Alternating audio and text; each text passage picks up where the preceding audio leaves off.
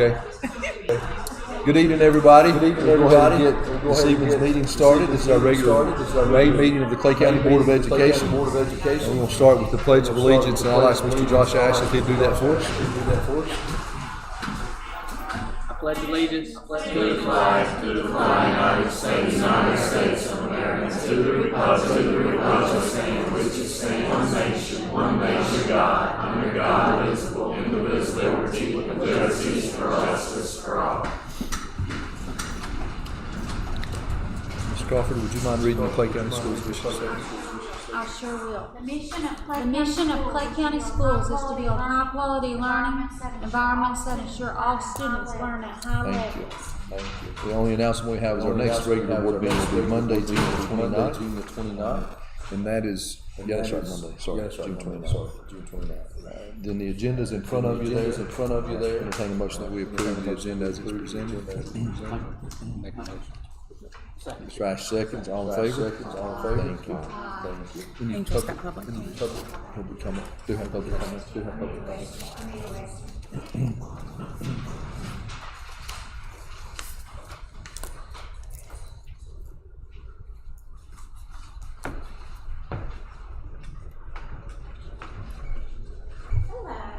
evening. Amanda Wesson. I'm here on behalf of Recovery, and also in full disclosure, I have a high schooler. One, we are thrilled to be a family and part of the Clay County Family Schools. As part of my board member, being board member of our body, we wanted to just relay our happiness that there was an impromptu inspection by a K-9 last week, and we were thrilled to hear that is going to be ongoing, and that happened. That was very exciting. We would ask, is there going to be any finding reports that are submitted for public notice after those surprise inspections occur? While the news, I hope, is always good. It is important for us as parents to know what is going on in our school. And also, does the dog detect more than one substance, such as vapes, all of those things. Due to the rise of fentanyl concerns in small communities, it's made its way into small communities.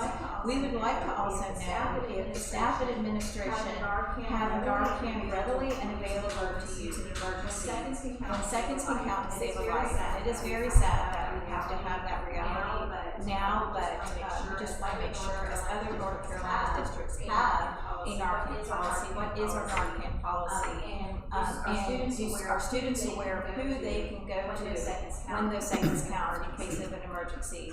And last but not least, we can only do our job as parents when we know the facts of what our kids and teens are facing at school. It is important that each and every opportunity that we have to address these things at home is utilized, and it is vital for their teen years that we be allowed to provide that support to our children.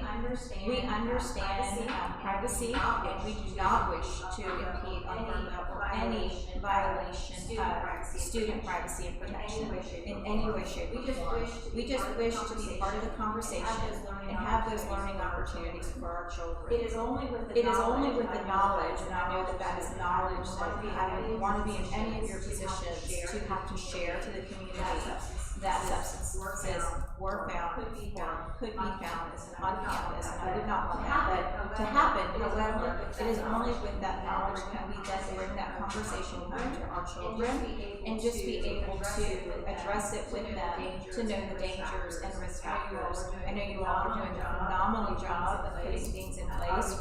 Already have the detection dog going in, and we just want you to know that we're here to help support and continue to be part of that discussion moving forward. Thank you for your time. Thank you. Appreciate it. Thank you. Any others, Angel? Okay. So we'll go ahead and start with our recognitions, and we have winter recognitions with Mr. Oak.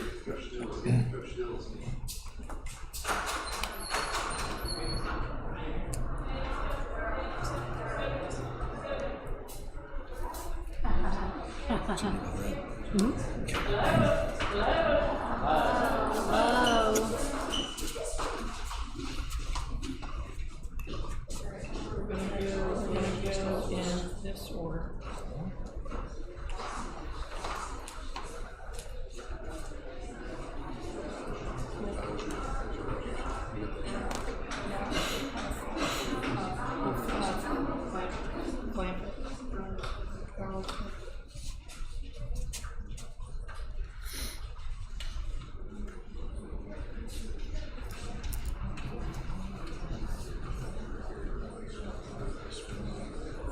Look at all these chickens.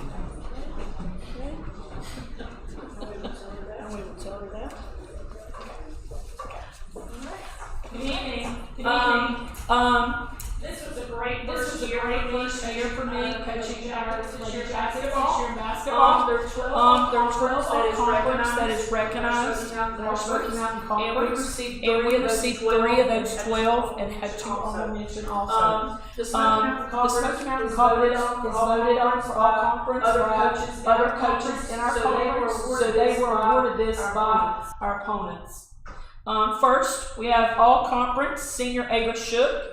Ava averaged 14.2 points a game, ended the season with 152 rebounds, 75 assists, 76 steals, and 29 blocks. I hate to see Ava leave. She's so much a leader on and off the court, but I wish her well at Chapel Hill. Our next is all-conference sophomore Michaelin McClure.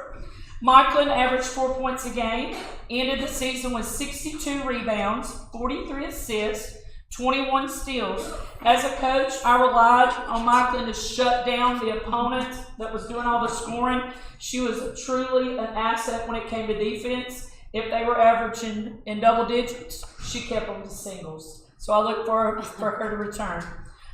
All conference freshman Lucy Trout. She averaged 8.6 points per game. She also averaged 34.1% behind the three-point line. She ended the season with 77 rebounds, 44 assists, and 35 steals. I'm excited to see Lucy into the next step of controlling the role and even better behind the arc. Honorable mention, I mentioned we have 2. All conference honorable mention is senior Briley Clampett. Briley was a true threat on the boards for us last year. She helped control the rebounds in the paint.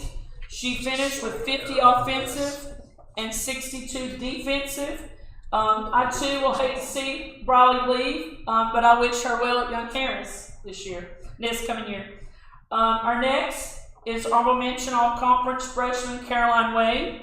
Caroline averaged 4 points a game. She ended the season with 65 rebounds, 24 steals, and 17 assists. Like I stated above, I'm excited to see what Caroline brings to the table and returns as a sophomore after she's completed her freshman year. So we've got a lot returning. If you notice, most of them all had high rebounds, and most of everyone standing here are all guards. So we've done well this year. So.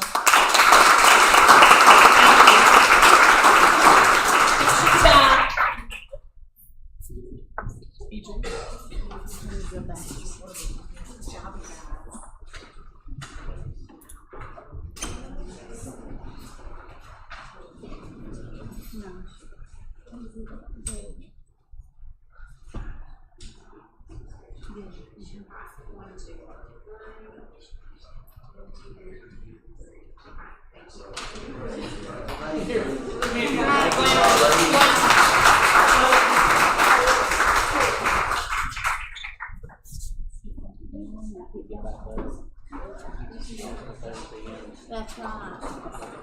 Told Tammy she couldn't take 25 minutes talking about her girls, and she actually did pretty well. She did very well.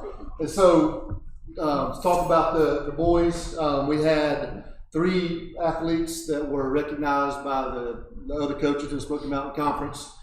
We had 1 all-conference selection. That was Brady Reynolds.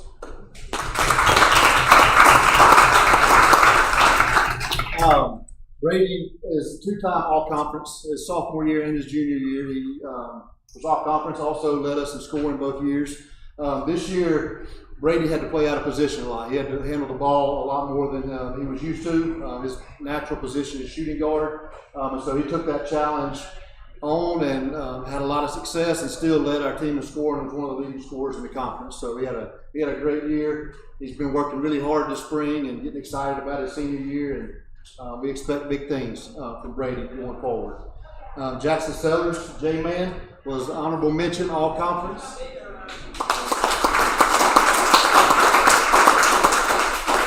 Jackson was one of our leaders. Jackson was a captain on our basketball team. He led us in rebounds. He took 30-some charges, at least. It felt like he took 50 charges. It felt like every time I looked down the court on the defensive end, he was trying to take a charge. He did all the dirty work. He did all the little things that maybe don't show up on the stat sheet, but we value really highly in our program. So the other coaches in the conference recognize that and understand how valuable Jackson was to our team. So really going to miss him, but he's got bigger and better things to look forward to in the future. So these two guys had a great year, and we're going to miss Jackson. Looking forward to Brady next season. So.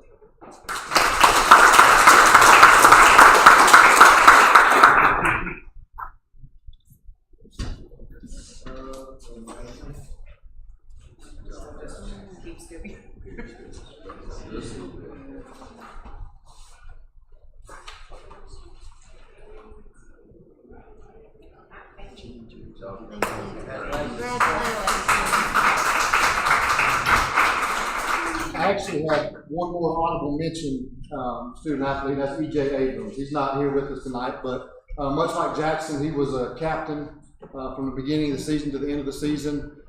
He was our leader. He was our toughness. He really represented what Hayesville basketball is about. He had a great attitude, super coachable. Love that kid, just like these guys, and really going to miss him as well. But he's got exciting things coming in the next phase of his life too. So good things for EJ as well. Thanks.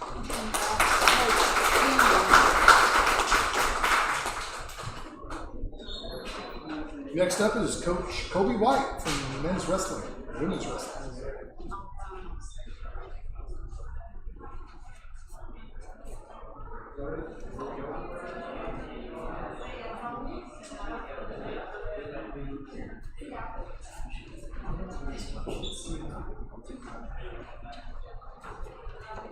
I mean, I'm missing one big one, but I'll still talk good about him. We can clap and cheer for him. This year, our wrestlers performed extremely well. I thought last year went better than anticipated, and these people behind me, the one missing and all the ones still at the house, they outperformed even last year. Some team accolades in the Smoky Mountain Conference. We were third place because a school called Murphy snuck up on us in their house. About a few weeks later, we won back that fancy belt right there. Cover up the Bulldog. And revenge that loss right there. At the conference tournament, these wrestlers placed second.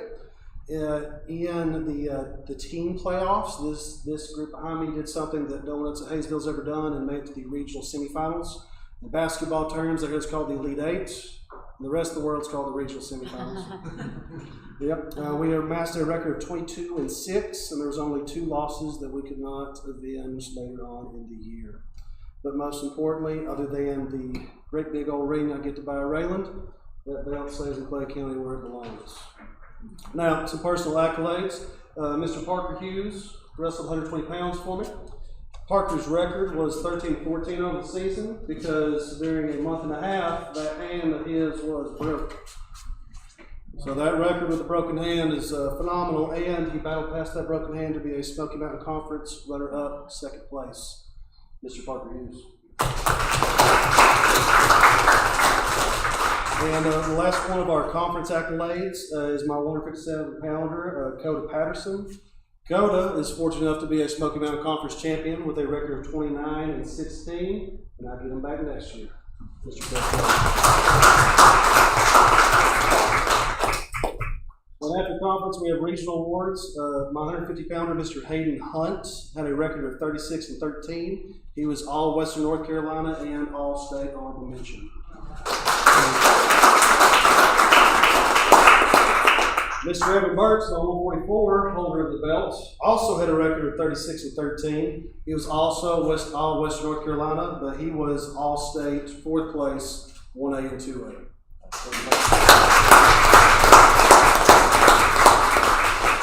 And then the big one in the room that ain't in the room, Mr. Raymond Martinez, my heavyweight. He finished with an abysmal record of 43-6.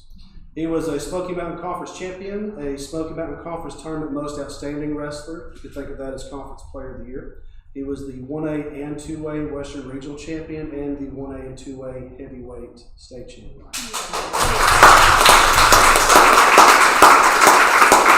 And what I'm sure is there's a great big old ring that came in the mail today. So we'll hand that out. I thank y'all for supporting these wrestlers right here. The 2 or 3 we're losing this year, just know there's more on the way. Thank y'all. Thank you. Well, Guys, come on. want y'all to Ring the bells. Good job, guys. Can I get a picture of them in your office?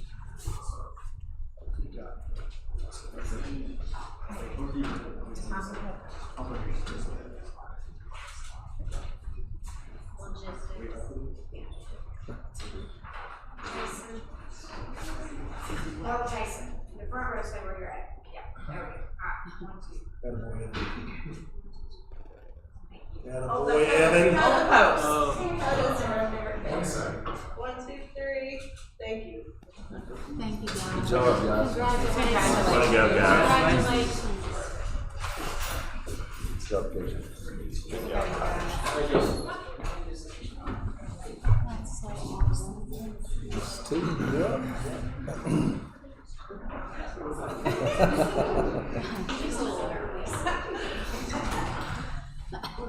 I just wanted to really just recognize Mr. Marco. If you don't know who he is, this is our custodian. He started with us in August, year before last.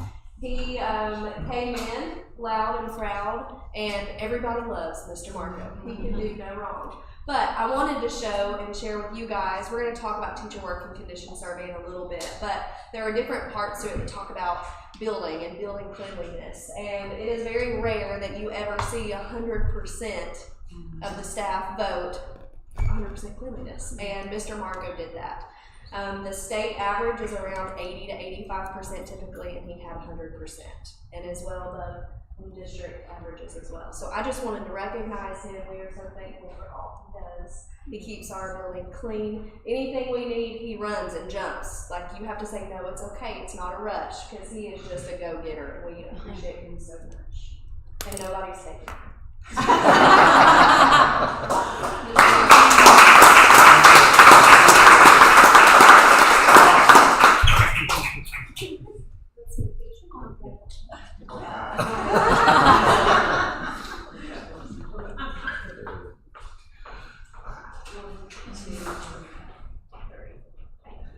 Thank you. Thank you, Mark. He's got house and a loser in her room. I heard that story today. He is fabulous. Thank you all. It's always nice to start with recognitions like that. So thank you. Yes, So Overland, senior walk highlights. It really was a highlight of the senior walk. We really enjoyed that. This is our 4th year doing it, and it seems to get a little bit better, a little bit smoother every year, a little bit bigger. But one thing that a lot of people don't realize, they think, well, the seniors just come in and line up. But actually, there's a lot happening behind the scenes, and Mrs. Bobby Jones's project management class is a big part of that. And Maddox Rich and Sky Harmon were instrumental in organizing this and then also recording it so that we kind of have a memento afterwards. Anything you want to say about it before we play the video?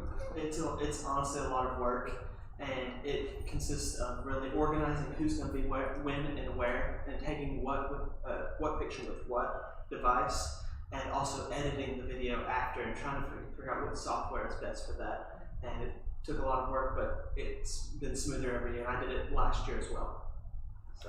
One of the things we do during this is that in each of the school buildings, the senior class votes on who was the teacher that you as a class you felt made a big difference to you as a student and as a class. And so you'll see in the video, I'm not going to spoil it, you'll see in the video the teachers at primary, elementary, middle, and high school that were recognized by the class of 2026.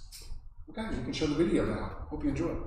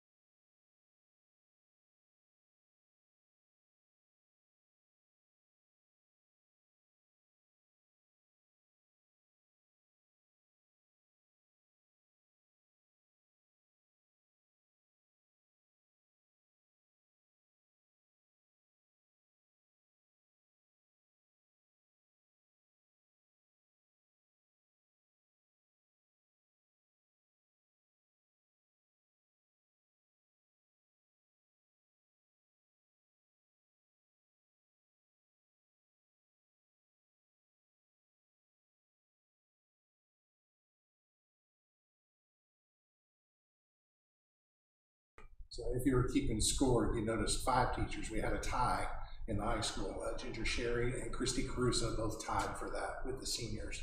And then the other teachers recognized were Jessica Wilson McClure, Berkeley Chastain, and Kim Shaheen. So, you know, and it really means a lot to them. I mean, there are tears in the hallway that morning when they get those. It's a very meaningful thing. So glad we could do that. Thank you all for your work. Great.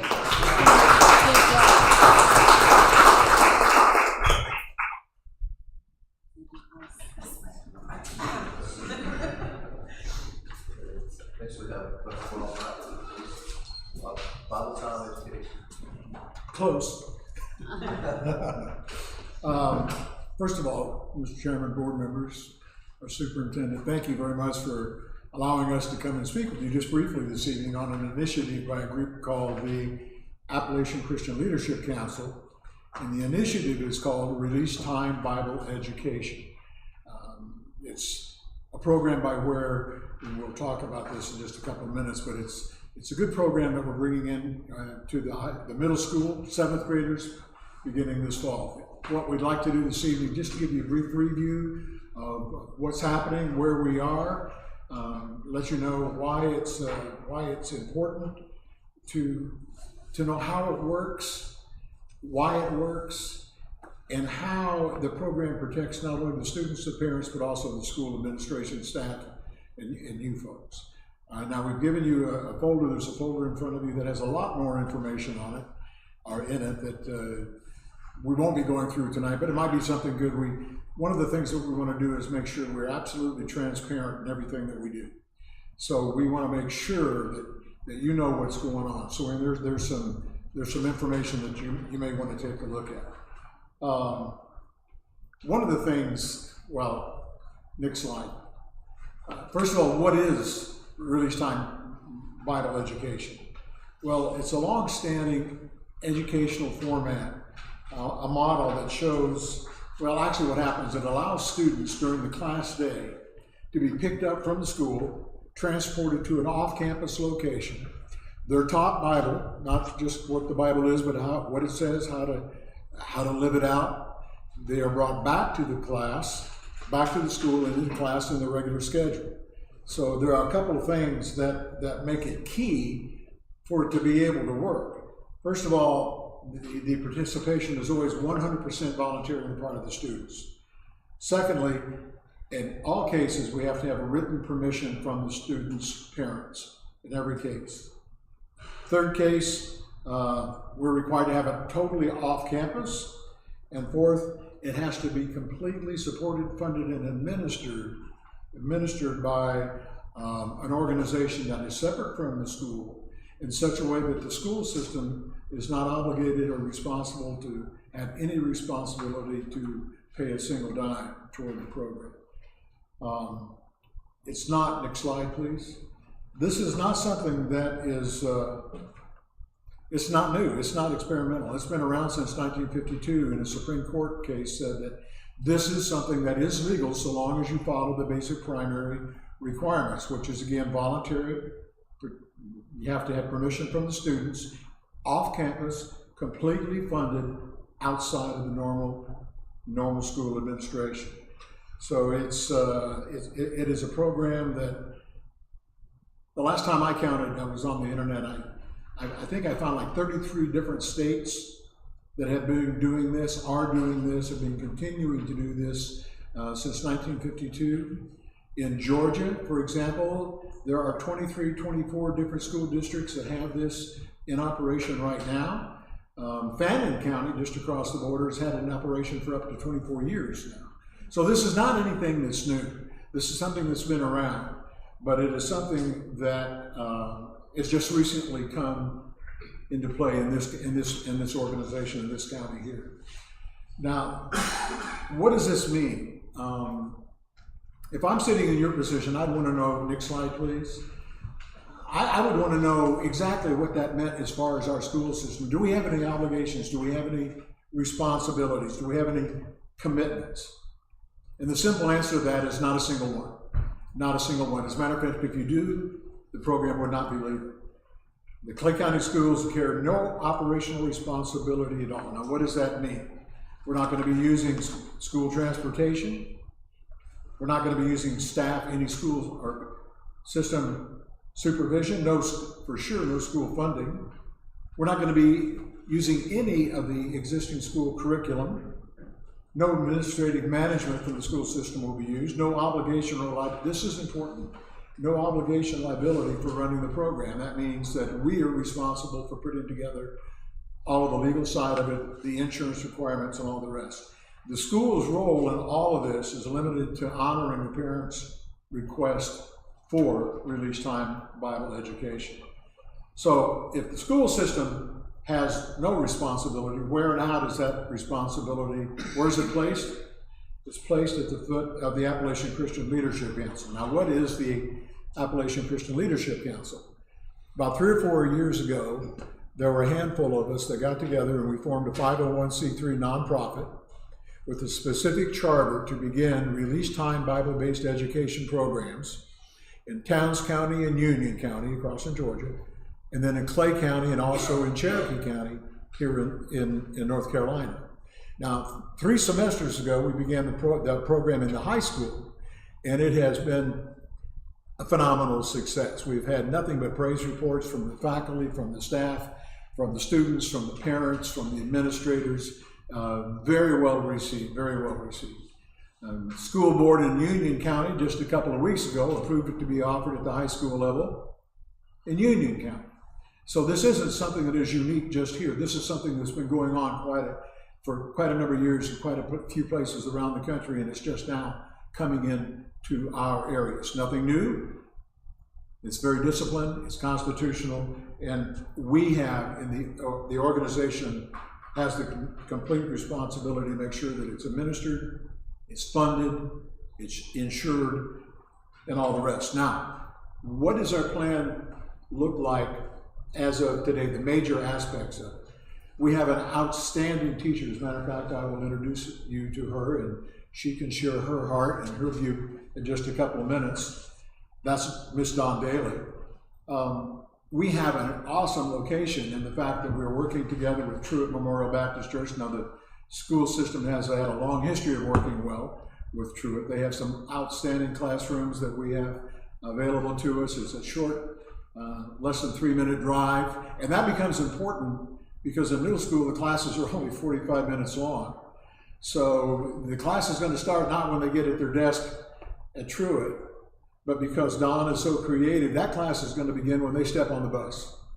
It's going to go on while they're going over there, while they're there, and all the class will end when they get off the bus to get back over here.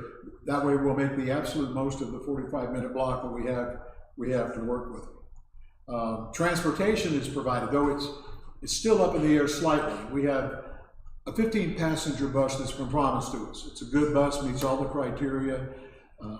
With that bus being used, we'll have a volunteer driver. Don will be there as a volunteer and 14 students. Now, Truett also has a 32-passenger bus that is in great shape appearance-wise. They haven't used it so much over the last several years, so they're running it through the shop to make sure that mechanically it's all okay, we don't have any problems. And if that opens up, then what's going to happen is that we'll have that 32-passenger bus. We'll have a volunteer driver. We'll have Don as the teacher beginning the class again, but we'll have 25 students.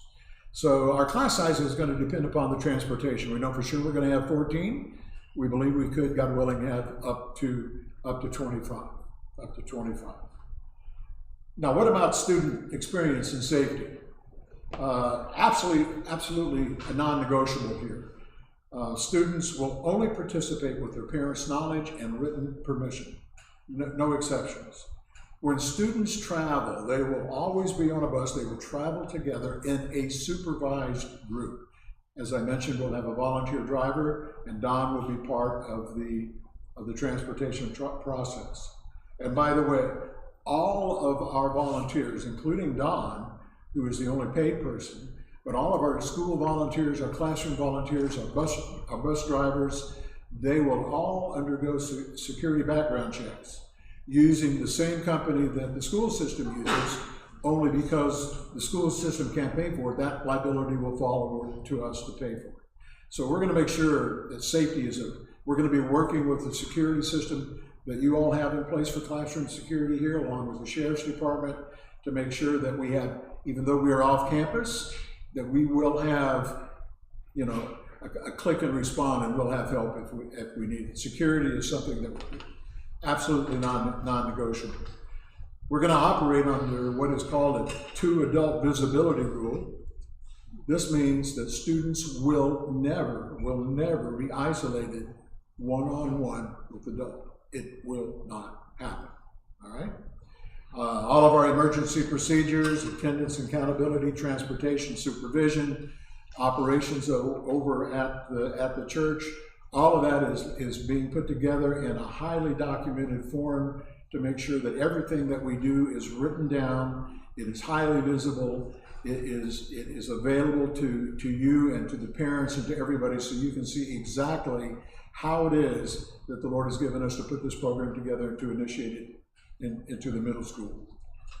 So that is a little bit about the history, about the operational side. Now we'll take, if you all have any questions, in just a couple of minutes, but what I'd like to do now is to introduce the person that I believe that the Lord has brought that is absolutely uniquely gifted and qualified to lead this effort educationally. Our job is to make sure she has everything that she needs. Her job, the students and the parents working in the community. Let me brag on her just a little bit. She brings nearly 30 years of education and Bible teaching experience. She is a certified Walk Through the Bible instructor. She has extensive middle school classroom experience and has recently completed her Master's of Divinity in Christian Apologetics at Liberty University. Most importantly about Dawn, she has a heart for middle schoolers. She knows those are critical years when so many attitudes and heart movements are formed. And she has a unique ability to put together an educational, a physical, and a spiritual environment that it's going to benefit those children, their parents, this community, the school system. So let me introduce you, Don, and then we'll come back in just a second. Don? I don't have much to say. You really just wanted to have a face with the name. I am Dawn Daly. My first teaching job was actually a release time Bible education program in South Carolina, and it was one of my favorite jobs. Most of my background is in Christian education and with middle school students, but I've taught on every level. I've been on church staffs, but education is my heart and what I love to do. Our board does not have, there's no certification, state certification. So we do require a Bible degree of some sort. And I do have a Bible teaching and Bible degree with a master's, but just experience. And right now I'm an online teacher for Liberty University Online Academy. And so this will be a way to get face-to-face time with the kids, because I miss that terribly, being in the classroom. You guys have any questions for me? Okay. Thank you so much. Thank you, Don. Thank you. It's interesting to note that when we talked to Dr. Clapsaddle about doing this, one of her thoughts was, let's put together 3 or 4 or 5 classes right off the bat, because there's so many students that really need this. But we're going to start slow, we're going to start purposeful, we're going to make sure our first steps are the best ones. We're going to start with 7th graders only, God willing, and everything goes well, then we'll talk with you all about putting it together for the 6th, 7th, and 8th grades thereafter.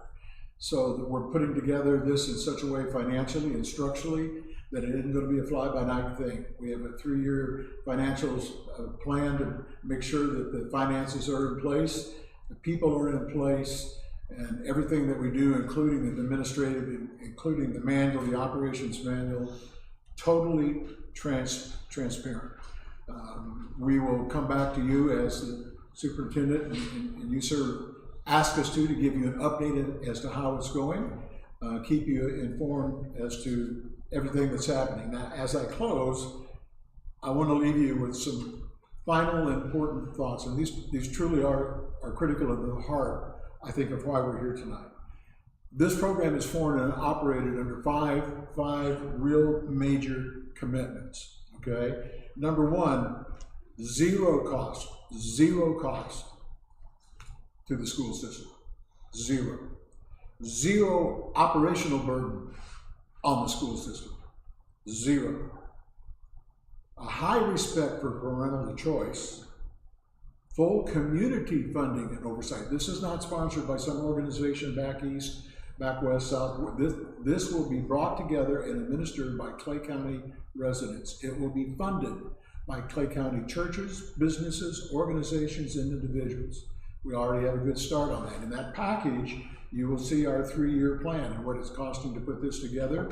You'll get an idea of what it is that people are standing up and contributing to right now. And again, the fifth one is a commitment to, again, move slowly, carefully, and very, very transparent. That's what the Release Time Bible Education Program is. That's how it's going to start. And I'd be glad to answer any questions, or Don and I can answer any questions that you guys have. Any questions? No, sir. Thank you.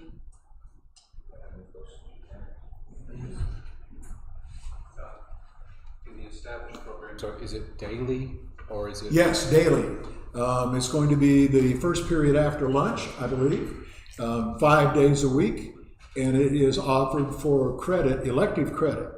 It will go for both semesters. High school is a little different. You can have one program first semester, one program second semester, but in the middle school, you start and one class goes through the whole year.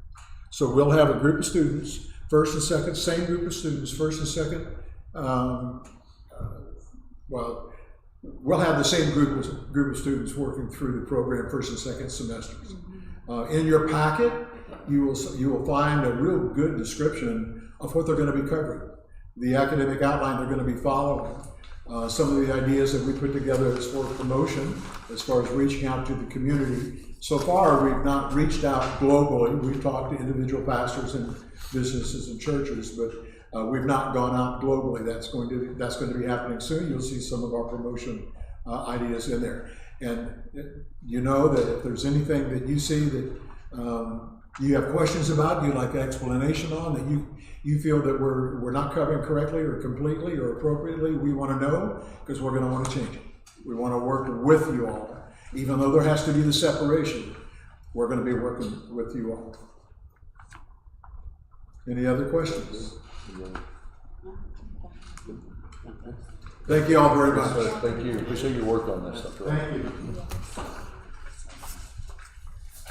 Next, we have the North Carolina Teacher Working Conditions Survey, and Scott, please.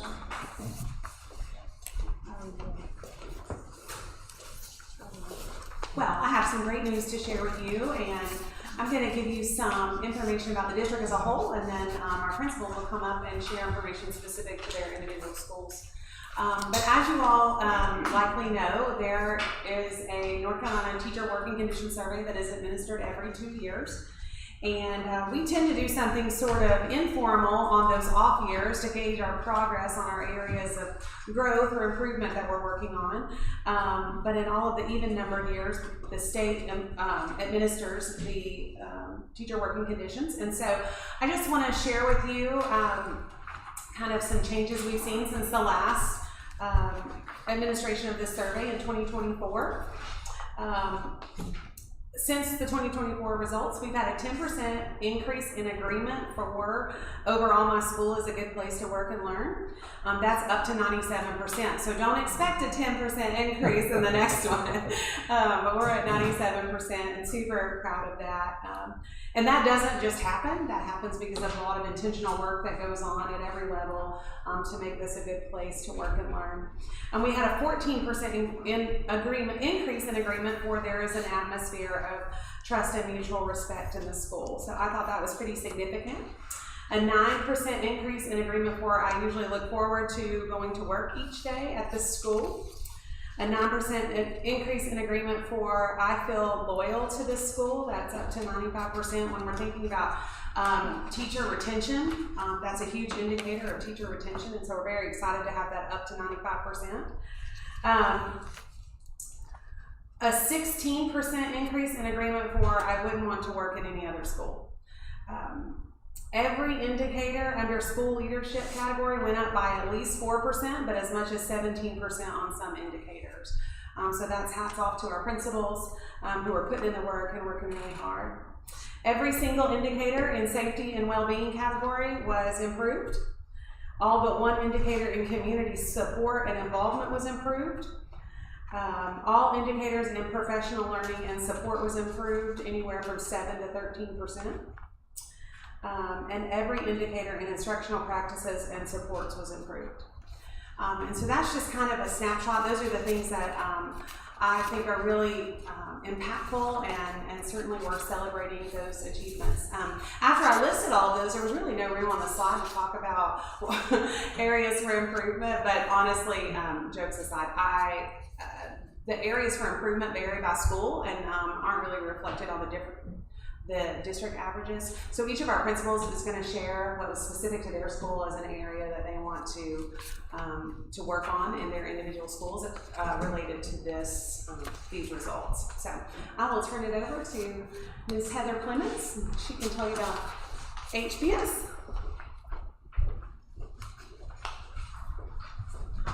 Good evening. I won't recap all of the things that are on there because a lot of it Ms. Godfrey's already spoken about. One unique thing about the survey is it does show you a year-to-year comparison, which is super helpful, especially if you've been in the same location for a couple of years. You can see any changes or trends in those areas. So I listed at the top just some areas where we're consistently at 90% or higher in agreement in 2024 and 2026. So I'm glad that those things are in place and grateful to be able to continue having good support in those areas. So just the things that I feel like we need to focus on at the primary school. I noted 3 areas where there was a drop in the percent of agreement and just some additional action steps that I feel like I can take right now that I will obviously route through our school improvement team and put into practice, but a drop in the percent of people who feel comfortable raising concerns and in the culture of trust. And I feel like it's been a little bit of a crazy year. We've had just a lot of things that we've faced that I've never faced before in administration. And I think just more of a presence of me with them in a less formal setting is going to be helpful to that.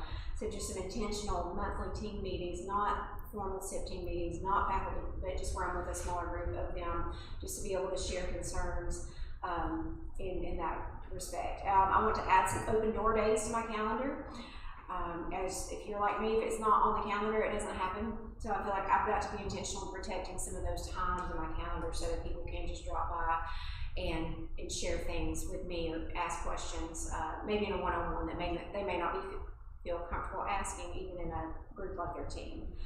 A drop in percent of agreement with admin knows what goes in my classroom. Again, it's been a bit of a crazy year. It seems like every time I'm headed down the hall to go do something, crisis happens, something goes sideways, and so I've missed a lot of opportunities to be in classrooms like I would prefer to be. So I'm again going to intentionally add those things to my calendar for the coming year. And then a drop in areas of managing student conduct. I feel like that's something we need to route through our SEB team, social, emotional, behavioral support team. We need to look at our framework, see what's working, see what's not, and see if there are adjustments that we can make. And again, all of this will go through the school improvement team, and we'll put some action steps in place this summer with the SIP team. Do you guys have any questions? If not, I will ask you probably Carissa. Thank you, Heather. So we have a lot more going on other than just a clean building, but we do have a lot to celebrate. I've just listed there, a lot of these are things that Melissa at the district level we had increases in, but you can see all of those first 3 bullet points were all 100% of our staff. We had 24 staff members fill that out. So that just shows that there's lots of hard work going on and collaboration. We have grown with our school improvement team, and I feel like that spread and distributed leadership is really helping us become and have a solid foundation. We exceeded state averages in nearly every category that was surveyed in. Some of our strong ratings were in school culture and morale. I think that a lot of that has to do with the belongingness with our house systems. I don't know if you guys have been on Facebook since last Friday. We're still recovering today, I believe. It was a great time. But just that belongingness, even when it comes to staff, they have that leadership feeling when they've got their house that they're responsible for. So we've seen great things there. Instructional leadership, this is something that myself and the school improvement team and our curriculum and instruction team have been really intentional about. Since we lost our instructional coaches over a year ago, and with me being a new admin, it was very challenging to figure out how we're going to make sure all of these needs are being met on top of juggling everything else. So I feel like we've done a really good job of making sure teachers still feel supported with curriculum and instruction. Teacher leadership is another area that we have very strong ratings in. Parent and community involvement. Anytime we have asked this year, parents are joining in on house parades or house games, whatever the case may be. They're always willing to help us out. And then also our Lunch and Learn this year, that was a huge piece of this too, I think, is just getting them involved in our doors. And then student support and safety. Some areas that we want to continue working on is increasing opportunities for staff input and feedback. Just like Heather was saying, that piece of them feeling comfortable raising concerns. Just as well as our students, our staff have lots of things that go on outside of their life and inside of their classrooms, and so just making sure that they are cared for and have things in place so that they can do their job to the best of their ability. So we plan to add some things and action steps in our school improvement team that make sure we're keeping those staff voice at the front and also their well-being at the front. So, any questions? Okay. Any questions, comments? Thank you.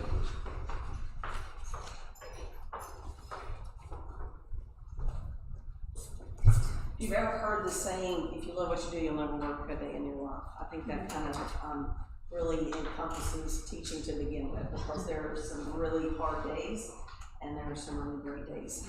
Sometimes it seems like the harder ones are more prevalent than the good ones. But on the left side there, I started with some of our celebrations we had 100% agreement on, and I think some of the other principals in this operator have already talked about this. Hazel Middle, they feel like it's a great place to work, and they look forward to coming to work each day. And along with that atmosphere of trust and mutual respect. So we may not always agree, but we're, it's like family. We may not always like each other, but we love each other, kind of thing. And of course we've got a clear, y'all know what I'm talking about. Yeah, we've all got our skeletons. So we've got that clear vision of here's where we want to go. And I think y'all saw me stand up here, whatever, maybe a year ago or so, and say, hey, we're coming for you. We want to be the best, and that has nothing to do with their principal being very competitive, but we want to do what's best for the kids.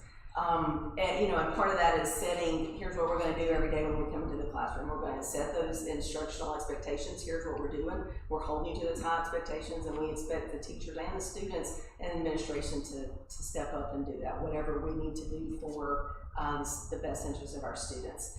And of course, as you all hear, the IXL, the check-ins, the EOG, we come up here and give you all that data. It's getting ready to start Wednesday. Wednesday. We need some prayers. So, after we have that, we started this year coming in as math teachers and as English teachers and looking at that data and how can we improve and revise our instruction based on that. So that was something new we started this year. Everybody should be lifelong learners. So we've encouraged, we have a lot of professional development. We've started our global leader school program this year. We're a part of the Golden Leaf Grant, the personalized competency-based education. But to encourage the teachers to seek out new and revised ways. There's always something new. You can always learn something new, no matter how long you've been doing it. And then I think the bottom one, I think that was probably one of the most important things that we had to do. We had to get some discipline under control and let the students know that this is what we mean and this is how you're going to act. So I think it kind of encompasses all those things. Now, there were some significant declines, and I've got some things listed there. It's not perfection yet, but it's progress. The bullying, even though again nothing is at 0%, but those are some things that had some major declines that we're proud of. The bullying and the cyberbullying, which a lot of the cyberbullying goes on via social media, which has nothing to do with us. The tobacco products use, and of course, as soon as one thing comes up, there's something else. If it's not vapes, it's pouches that they disgustingly keep in their socks, but whatever. The student disrespect of teachers, I think sometimes that comes from home. They treat their parents that same way. So we've had a lot of conversations about this is not what we'll allow in our homes, we're not going to allow it in our schools. The physical conflicts among students, they know this is what you do. You lay hands on somebody, this is what's going to happen. Across the board, there's no gray area, this is it. And then the vandalism, and of course we're really going to get on that one as soon as 6 months, 7 months, however how long that's going to be. We're obviously super excited to get into that new building, and we think some of these things are going to decrease. Also, when you have pride in a building, you have pride in what you have, hopefully they'll keep better or take better care of it. Some of our issues occur in the bathrooms, and as you know, we have single stall bathrooms, so won't be having parties in the bathroom. So those are some of the things we wanted to highlight. Now, there's always room for growth. One of the things, and quite honestly, I just never thought about it. That very first one, assist in determining the school budget. I mean, we talk about our budget during school improvement meetings, and we do also talk about it during grade level meetings, but I need to be more, I'm not transparent, I need to be more transparent of here's what we're using our funds for. They would probably, I don't even know, they would probably be shocked at how much we spend on copier paper or toner or Kleenex or those kinds of things. I mean, we did use a lot of our funds for math and ELA curriculum along with support from the central office. But you know, those funds don't go very far. And then the other part sorry, I'm going to step around you, Mr. Jones, to continue to decrease inappropriate student behaviors, just the same kinds of things that were highlighted above. But a lot of our things come up in the hallways and in the bathrooms. So if you've ever been there, Ms. White and I sometimes have been in the hallways with our rolling carts, and sometimes it's just their presence. It's amazing when they see you, you know, as soon as they step out of the classroom and they see you standing there, they all of a sudden don't have to go to the bathroom anymore. But just having that presence in the hallways, not that we can't go in the bathrooms, but having that presence there. And then, just like Ms. Teague said, the increase we did just start the house system, but we want to really become more intentional with that and focus on those positive behaviors. And then, not that I want to call it a principal's advisory council, but something where we give the students more voice, something where they can tell us, hey, this is the problems, because we did in this survey doesn't collect that data, but we do have another survey through Golden Leaf that talks about what the students think, which is really interesting, and what they consider a problem. And they have become, from last year to this year, more forthcoming with telling us, hey, by the way, so-and-so's doing this, or so-and-so's doing, or even not only from the discipline part, from the SED part. I think you need to know that, you know, this child is cutting themselves, and they're doing this to cover it up. So I think everybody is becoming more of that family atmosphere. Not that we don't fight, but you know, that family atmosphere part of it. Any questions? Thank you. Last but not least.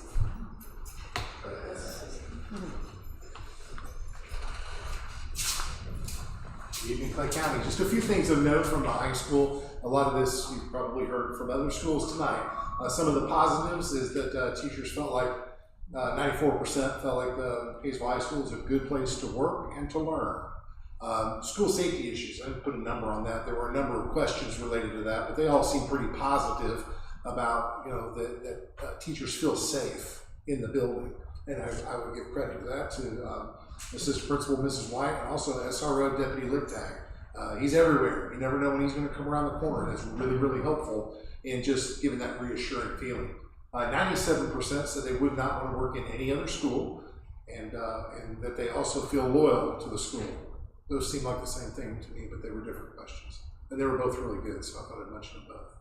And then 94% of our teachers said that school admins support their efforts to maintain order in the classroom. So that was good. Some things that we need to look at to improve on. One was just giving more input to the staff in determining our budget and the things that we spend money on.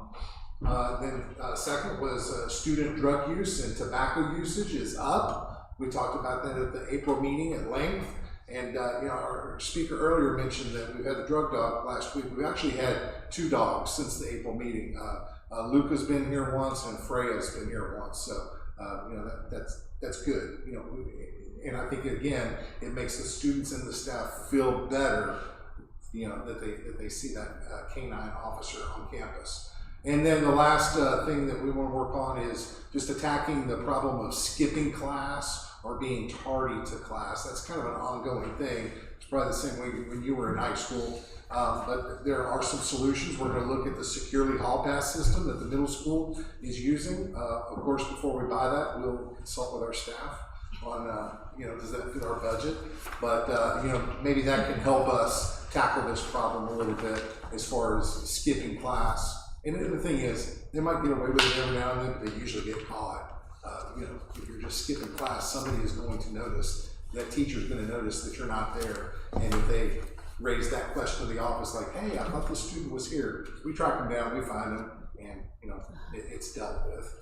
But those were some of the highlights and some areas to work on in our working conditions survey. Any questions? All right, thank you. Very good. Thank y'all. Appreciate the work you're doing in each building as well. So that's goes well. Thank y'all. Next we have the PE report instructors.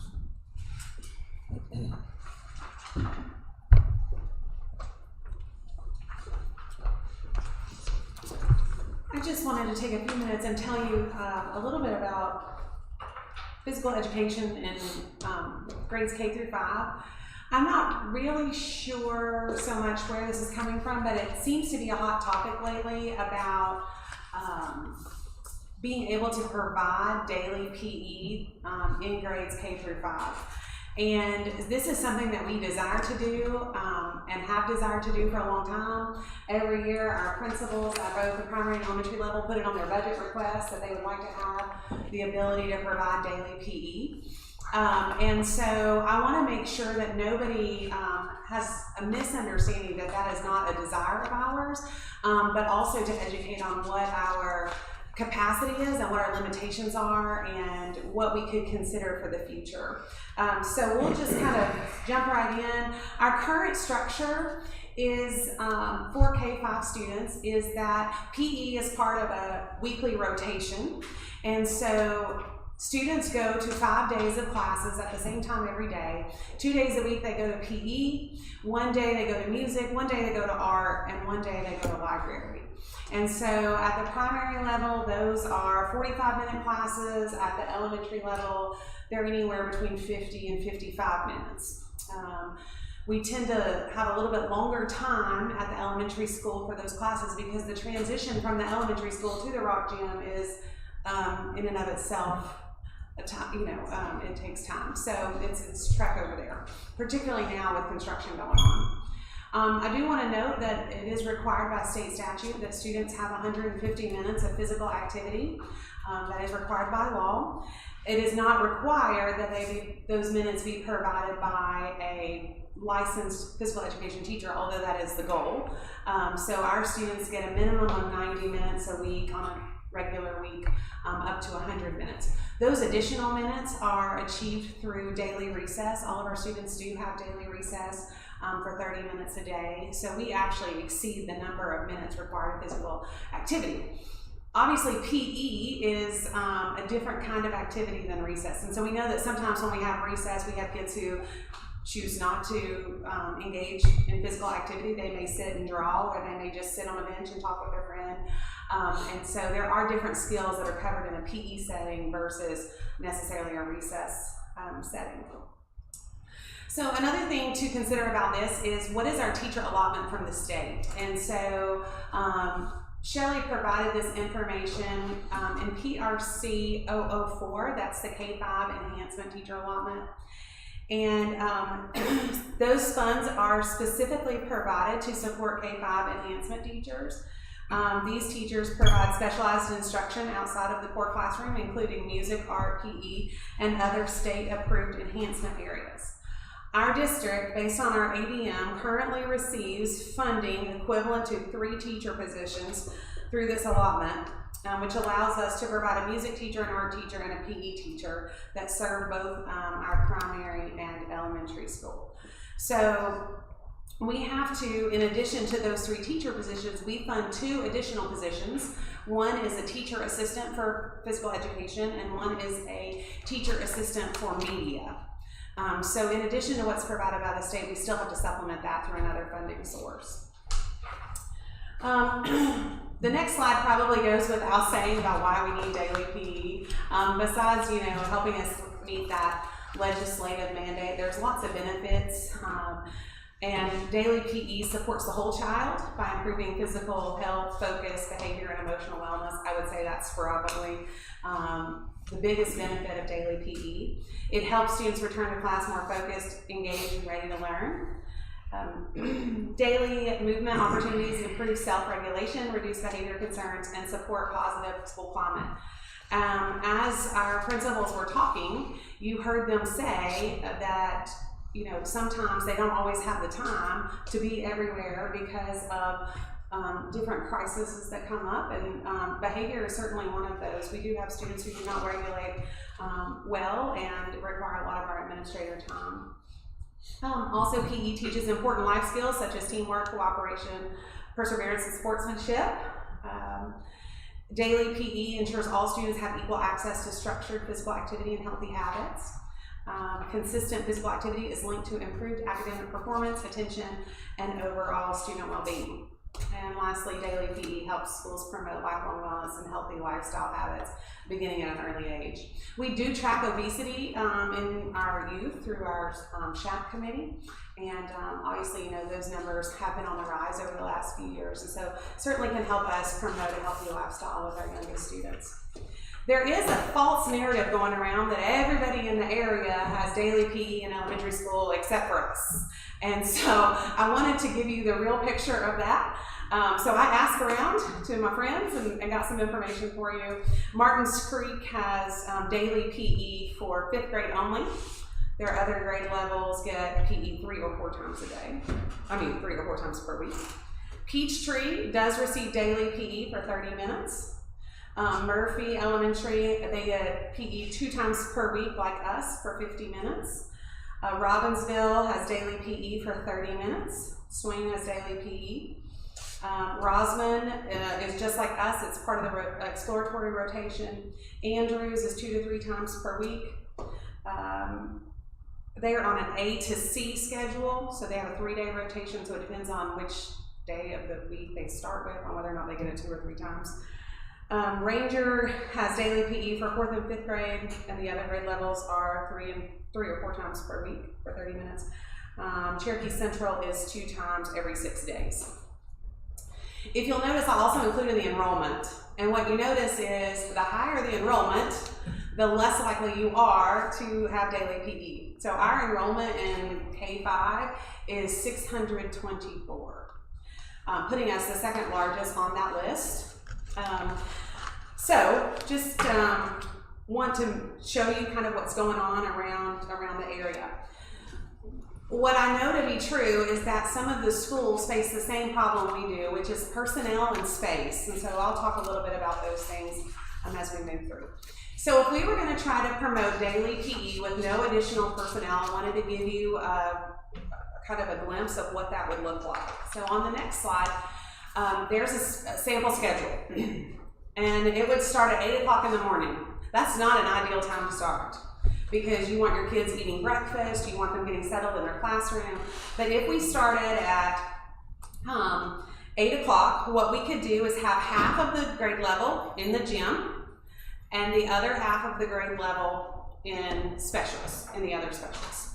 That would put 1 class in library, 1 class in music, 1 class in art, and 3 classes in the gym. And then they would flip-flop after 30 minutes. And we would continue that throughout the whole school day. So, it is possible that, at least from a schedule perspective, that this could work. But there are some problems, and so I want to point those out and not let those get lost in what you see on this paper. The problem is 3 classes in the gym. So, if we have 3 kindergarten classes in the gym, that's hard. It's hard to have 1 class of kindergarten in the gym, but you put 3 in the gym and you're really going to have some challenges. This would be anywhere, depending on the grade level, from 48 to 60 kids at one time. Our primary school gym can comfortably house about 50 kids. Our rock gym is a little bit less. We have our biggest class right now is 42, and it's pretty cramped in there. So you'd really be getting into a quality versus quantity when you do that. And so you create some safety risk, and you also create some supervision risk. The recommended ratio for PE teacher or PE staff to students is 1 to 25. If you also notice on that schedule, there's very little time for our PE teachers and our exploratory teachers to have any planning at all. We are required by law to provide 5 hours of planning to our teachers. There's no time for that in this option on the schedule. Another issue with this schedule is that the elementary school's proximity to the other classes. So if you've got kids in the rock gym and then you have kids in the pods for art, we only have a 5-minute transition. So then those transitions come out of class. As you can see, we're going pretty much bell to bell. So there's really no opportunity to extend those transitions beyond 5 minutes. And so then you're eating into the class time even further. And lastly, art, music, library classes really probably need more than 30 minutes to complete a lesson, especially if we only see those students 1 time per week. So even though it looks like on paper, sure, we could do that, in reality, it creates a lot of additional challenges. So it would kind of shift the challenge from one challenge to another challenge for us. Option 2 is really the only feasible way. We cannot create more hours in the day. We cannot make our gyms any bigger. So the only way to really combat this and create PE every day for students would be to acquire another full-time PE teacher and another PE teacher assistant. So we would have a dedicated PE team at the primary school and a dedicated PE team at the elementary school. So I've shown you on the next slide what that would look like. So basically what would happen is our kindergarten, first grade, and second grade exploratories would continue as planned, as they do now.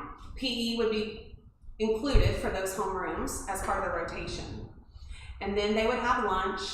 And then for the 4 classes that did not have PE that morning, this is based on 6 classes in every grade level except for 5th grade, which is what we currently have. Then you would put 2 classes of PE in the gym together in the afternoon at a separate time, and then the other 2, and then the first grades, and then so basically 2 would get it in their morning rotation, and then the remaining 4 would get it sometime after lunch for 30 minutes. It would be the exact same for elementary, only flip-flop. The extra time would be in the morning, and their regular exploratories would be in the afternoon. So it's just a flip-flop schedule. This would require the addition of 2 staff members to make this happen. Some challenges with option 2. We would need funding for 2 additional positions. And so a teacher assistant is roughly $45,000. A teacher, we base this on the proposed salary schedule, and 5 years of experience would be $68,000 roughly. So a little over $100,000 to be able to make this work. It also creates more complex scheduling. So for example, when you think about a teacher's schedule, 2 days would be regular schedule, and then 3 days would be altered because they would have this extra block 3 days a week. That's especially challenging when you start talking about departmentalized grade levels that have to have a consistent schedule to be able to share kids. So not saying it's not doable, but there are still some challenges with this schedule. So I just wanted to make sure everyone was aware this is something we put a lot of thought into. It is something that we desire to do, but it's not as easy to accomplish as some might think, and it's also not as widely practiced as some people might think. So I'm happy to answer any questions that you have. We will continue to advocate for funding for this, but it doesn't currently exist in our budget. So, any questions? I'm guessing that would be local funds, right? Because there's not, the ADM doesn't support unless that. we got an increase in small schools, which we're advocating for, but the only other way to make it happen would be to eliminate positions that already exist that are paid for out of small schools, but we simply can't do that either. We're already crunched as it is. Any questions or comments? Ms. Clemens, y'all want to share anything about me? It's hard to do. Decrease a lot of the issues, struggles that our kids have if they have that. Was that executive order, that new executive order, is it gonna affect anything of the presidential physical fitness thing? Yeah. Not that I'm aware of. The executive orders have not really necessarily trickled down to the level of school level in most cases. Okay, well, happy to answer any more questions if you have them as you think of them about daily PE. Doing that. accept the superintendent's report. All right. Stay. That's me too. I have lots of things to talk about. First, I'm going to share just the progress notes for the new building. We have our construction meeting tomorrow. We normally have it the week before our board meetings, but because this board meeting was pushed up because of the holiday, this was sent to me, but I haven't actually gone over it, so may not be able to answer questions if you have them, but I'll do my best. This month in May, they have worked on continuing with the interior framing, a drywall, the painting continues. The quarry tile has been laid in the kitchen and the serving areas. They're working on the grout right now. The masonry brick veneer is now 85% complete. Brick cleaning continues. They're continuing to work on window frame installation. Some glass has even been installed, so that's exciting to get that plastic off. We can actually see through and see what it's going to look like from the inside. Metal siding is continuing. The footing was poured at the kitchen dock, and the wall forming has begun for our loading dock out here.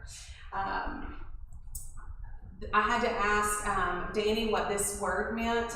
I've always heard it called flashing, but it's roof coping is being installed as the brick and the metal siding finishes up. And you can see that just out here on these big walls where that's been completed. The Area A metal roof is installed. The decking is being installed at Area B, which are single sloped roofs. The electricians are continuing throughout the building. The plumbers continue with water line installations. Area B and Area C are now complete. They're working on Area B. Pipe installation is complete in Area C, working on Area A.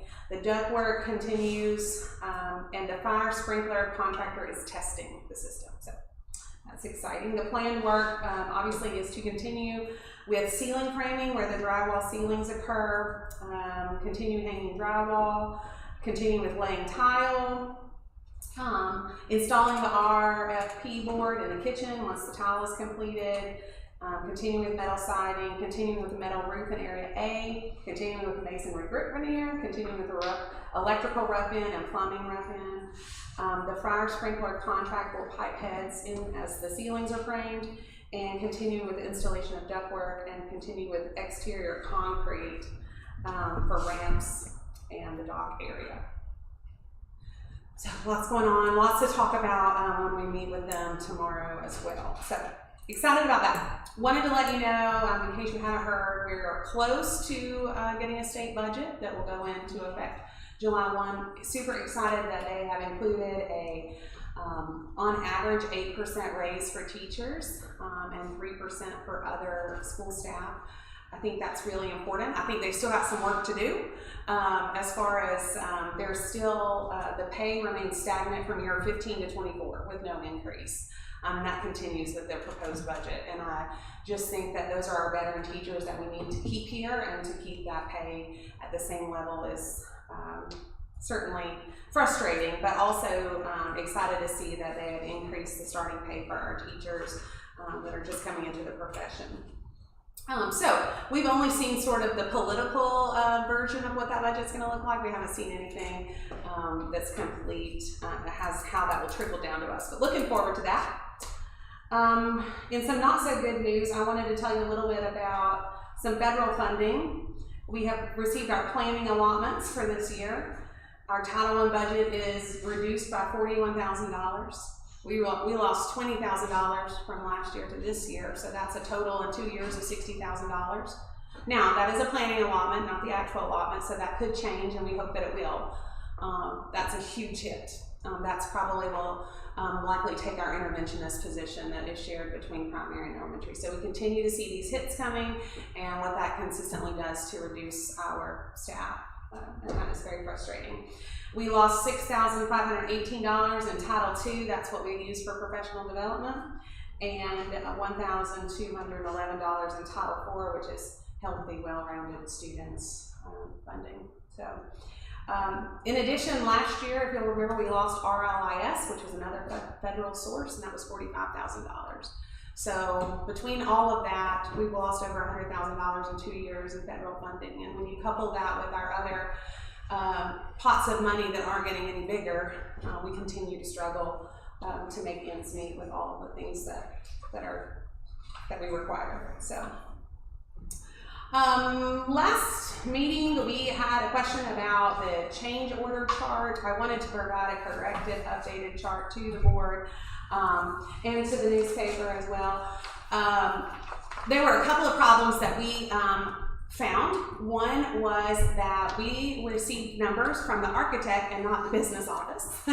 And so that was one problem, is we had different numbers than what the business office actually had. And there was also a formula that was incorrect on the spreadsheet. So this has been corrected, but I did attach, and we'll do this moving forward. This is a summary page for each of the change orders that have the actual numbers on them as to how the amounts have changed with each change order. And so I've included them there just as a correction. Want to let you know that the communication app that we use, Remind, has been bought out to a company called Parent Square. And so this summer we will begin the exciting process of switching from Remind to Parent Square. And I'm sure that will come with some learning curves and hiccups along the way, but we are going to start early in hopes that we'll be ready to go by the time school starts. We're starting, our transition plan includes getting our administrators online, which we've done, and then starting to form some of our summer athletic groups and kind of starting there to make sure we still have connectivity for communication with summer sports and also allow us to get our feet wet and learn a little bit before we go full-fledged in August. Strategic plan, just want to let you know we are working hard. I have been in so many strategic plan meetings over the last few weeks, but it has been so rewarding to sit and listen to our teachers and staff really just give us some honest feedback, to hear their ideas. Just some really good things have come out of that meeting and those meetings, and excited to share the final project with you in June. We recently celebrated Staff Appreciation Week. That was such a great week across the district, just loving on our people and letting them know how much we appreciate them. It was just a great week. Our principals put so much effort into the celebrations at their schools and our PTOs, and it was just such a special week, and I know it's much appreciated by all involved.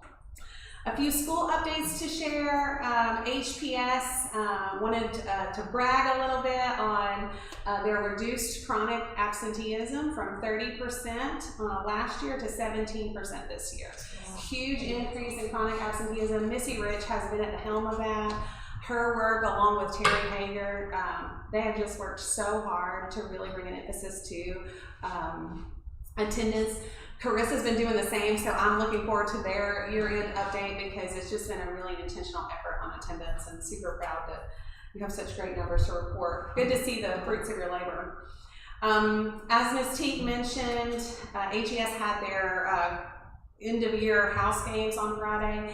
It was complete with a parent car parade and field day challenges and some house pride chants and dances. It was a really great day. I got to be involved in that, and it was just super fun to see the parents bought in and the kids laughing and having a good time. It was a great day and a great way to kind of take off some stress right before testing. So, at the middle school, Erin McCoy is one of 16 finalists for the Participate Learning's Global Teacher of the Year. She'll find out by the end of this month if she's advanced in that.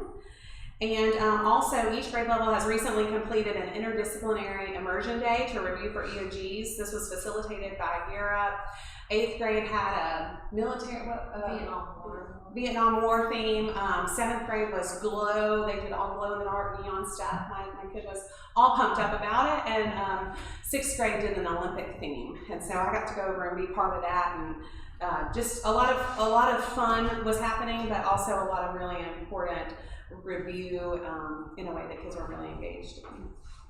And at the high school, last but not least, spring semester nursing fundamentals students completed their exams today. Although we do not have our results yet, they all felt great about the test. That's a huge undertaking, and I'm sure our students represented well in that. We have 33 high school seniors that will have earned an associate degree from Tri-County. Some students earned 2 degrees. They earned the AS and AA. We've had a successful senior awards night, prom, the yearbook assembly was on Friday, and of course senior celebration day. You heard about the senior walk. Just lots of stuff over the last few days to celebrate our kids, and it's been fun. I wanted to just mention in relation to the public comment, I will follow up formally with Ms. Wesson, but I did want to mention a few things that relate to that. I can find yours. The drug dog, as we said, Mr. Oberlin said, has been on campus. We do not know when that's coming. They show up, but the goal is for that to be weekly. We have not had any findings from any of those visits. The dog is trained to hit on multiple substances. I don't have a complete list, but I will provide that. We also spoke last month about communication, what our challenges are with that, as well as what our plan is moving forward to make sure that parents are notified anytime there is a significant concern regarding student safety and drug use.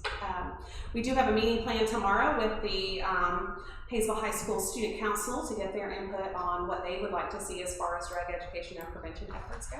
So that's scheduled for tomorrow. And as far as the use of Narcan, we do have a board policy related to the use of Narcan. Currently, our SROs do carry Narcan, and we were actually had a SHAC meeting last week, and we talked about getting standing orders from the health department so that our nurses can carry that as well. They do have to have a doctor's order to be able to administer that, but our board policy does support that, and so I will get some more formal information and share that back at the next meeting. What? Questions? Questions or comments? Very good, thank you. So next we'll move into the action section of the board agenda. That's why I put you in the So we'll start with the pre-K tuition. So last month I shared with you all, and I reshared with you again, kind of our financials related to pre-K. I'm a huge fan of pre-K. I think it is so important for a strong foundation for learning, and I want to do everything in my power to make it accessible for kids.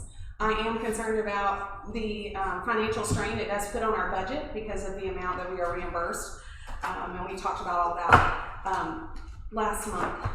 I provided this to you last month that lets you know where our money comes from for pre-K, what our deficit is. One thing I think is really important to note is that we spend $77,000 of state at-risk funds toward pre-K. That's only one of our funding sources.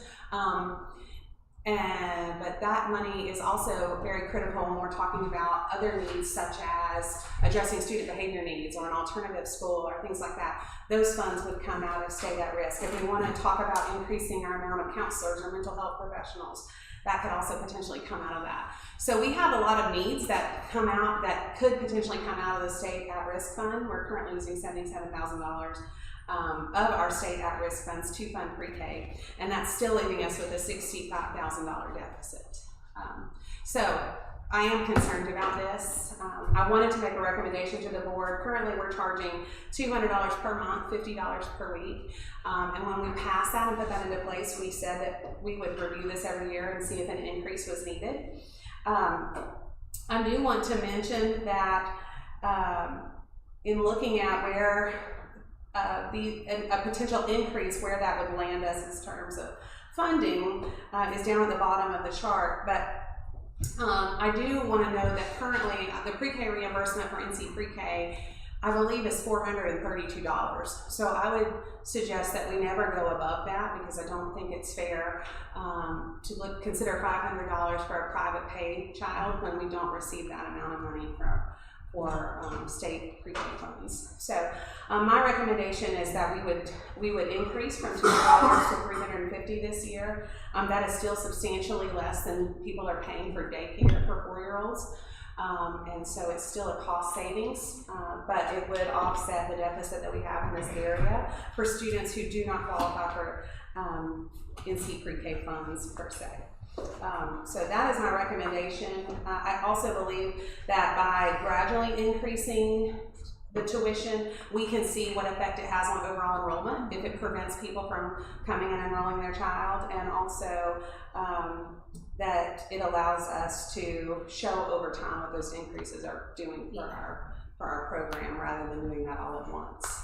That's my recommendation. Certainly it's up to the board whether we do that or something different, but after reviewing everything and talking with Ms. Hollingsworth, that would be my recommendation. Any questions or comments from Ms. Godfrey? Let's say if we had our current enrollment of 14 private pay students, that'd be $44,000 as opposed to the $24,000 we received this year. If we have full capacity of 25 students, that would take us to $78,000 compared to the $24,000 we have this year. Break it even, right? I'm sorry? About break it even. Yeah. But we really need to find a way, hopefully they'll increase the reimbursement rate for NC pre-K, but it would be great to not have to tap into all of these funds just to fund pre-K. Yeah. That's our ultimate goal, is to be able to move some of those that we're putting in pre-K into other needs that we have. Any other questions or comments? So the increase is, I thought I heard 350, moving it up 350. From 200 From to 250 to 350. It's 200 currently. Okay. So you've heard Ms. Godfrey's recommendation that we move the fee to $350. Is there a motion that we? Make a motion to approve. I'll second it. Ms. Crawford seconds. All in favor? Aye. Thank you. I'm sorry, it's me again. Yeah. This will be real quick. Last month we discussed our property that the Board of Education owns on West Cherry Road, and the possible selling of that property. In order for us to sell that property, we have to, as a board, pass a resolution that declares that property surplus. So that's what you have in front of you. Another requirement of this is that we would have to send a letter to the county manager offering this property to the county. And so you see the proposed letter for that in your packet as well. Essentially, this resolution just says that we will offer it at fair market value of $80,300 to the county should they want it. If they do not want it, then we would start the process to potentially sell the property using the sealed bid procedure. It references that the minimum bid for each lot would be $15,000, and all lots will be sold subject to all existing easements and restrictions. And it gives the information regarding how to submit a bid. It's a sealed bid process. Those would be submitted to me. That would be required to be received by 4 p.m. on July 16th. And we would open those the same day at 5:30 here in the boardroom. So that's essentially what this resolution declares. We are required to advertise this sale in the newspaper for 30 days.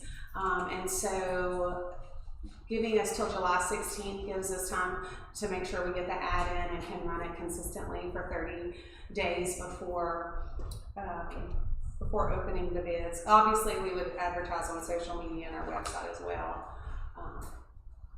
That gives us a little bit of time, and a little bit of time may also result in more awareness and people potentially receiving more bids as well.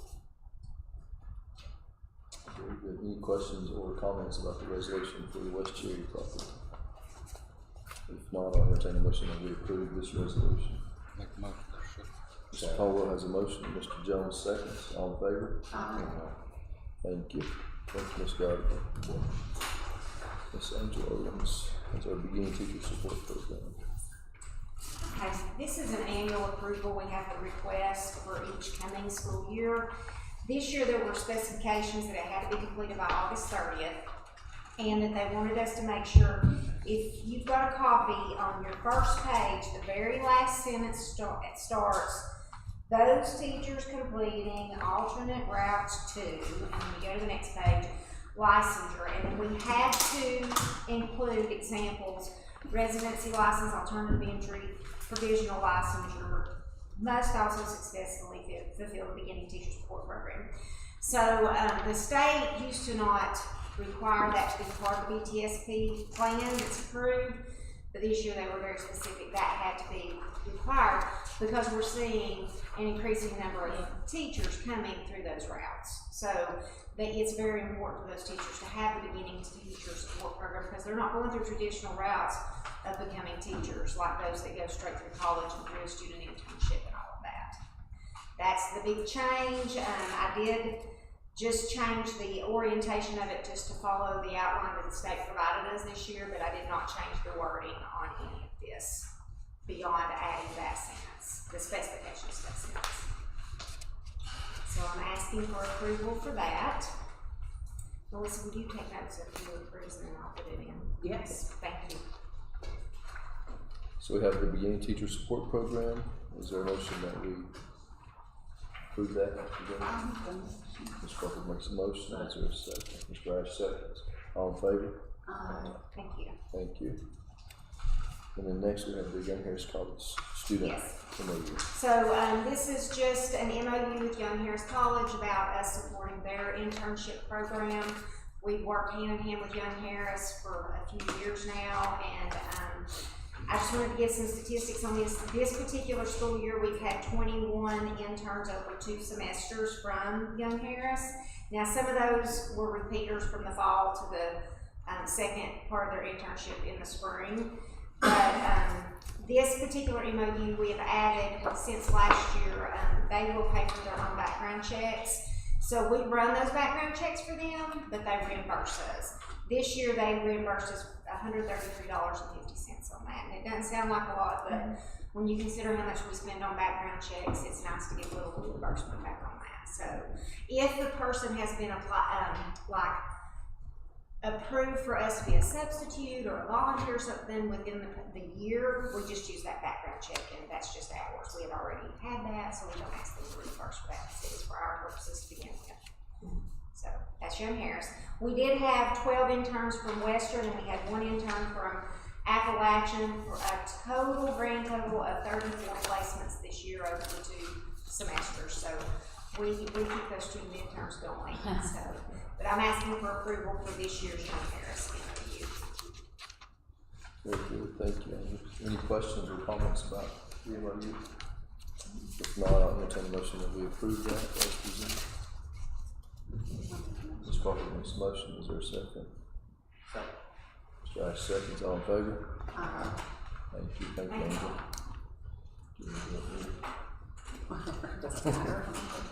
I'm gonna be lazy and sit here and talk this evening. So we've got the board meeting dates. Typically those are always the 4th Monday of each month. So we're gonna go ahead and approve those for the 2026-2027 school year. I do want to point out the one in December, starting December 14th, 2026. That one is early. Typically that would land on 12/28. Obviously that's right in between the Christmas and New Year's. And 12/21 is an optional work day. So that's why we're proposing the 14th of December for that one. And it's about 3 weeks from the November meeting. So the other one that is on there, June 28th is still a Monday. Shelley always likes to have that meeting in June as close to the fiscal year end as she can, and she was okay with leaving it on that Monday, the 28th. So those are the proposed board meeting dates for the 2026-27 year. So I'll entertain a motion that we approve. Motion to approve the dates. Yes, so that's a motion. Mr. Paul seconds. All in favor? Thank you. And next we have the consent agenda there. There's a couple of policies for approval, and then the board meeting minutes from April 27th. So I entertain a motion that we approve the consent agenda. Make a motion that Mr. Jones has a motion. consent agenda. Second. Mr. Ash has a second. All in favor? Thank you. Any other board comments or remarks? If not, I'll entertain a motion that we go into closed session. Make a motion to go into closed session. Mr. Jones has a motion. Mr. Caldwell seconds. All in favor?